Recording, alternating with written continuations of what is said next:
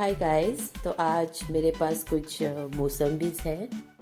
Actually I have a daughter of 20 months, तो मैं उसको मौसम्बी जूस कभी कभी दे देती हूँ।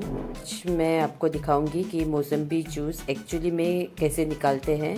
वो बहुत इजी और कन्वीनियंट है, और इस प्रोसीजर में आपको किसी भी मिक्सर और जूसर की ज़रूरत बिल्कुल भी नहीं है। मेरे पास ये रोटी जाली है, तो मैंने वो रोटी जाली ली है।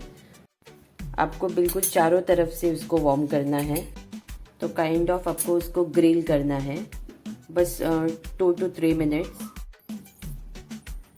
पे। 2 मौसम्बीज़ लिए हैं ताकि जूस थोड़ा ज़्यादा निकले। अभी मैं इसको थोड़ा ठंडा होने के लिए रखूँगी। इसको अभी काट लिया है, तो इसका हम अभी जूस निकालेंगे। मैंने इसमें से बीज पहले ही निकाल लिए हैं। दोनों मौसम्बी का जूस निकाल दिया है, आप देख सकते हो। अगर आपके बच्चे को कोल्ड काफ ऐसा कुछ है तो ये मौसम्बी का वार्म जूस आप उनको दे सकते हैं। ऐसे और वीडियोस देखने के लिए आप मेरे चैनल को सब्सक्राइब कीजिए। Thank you so much. Bye bye.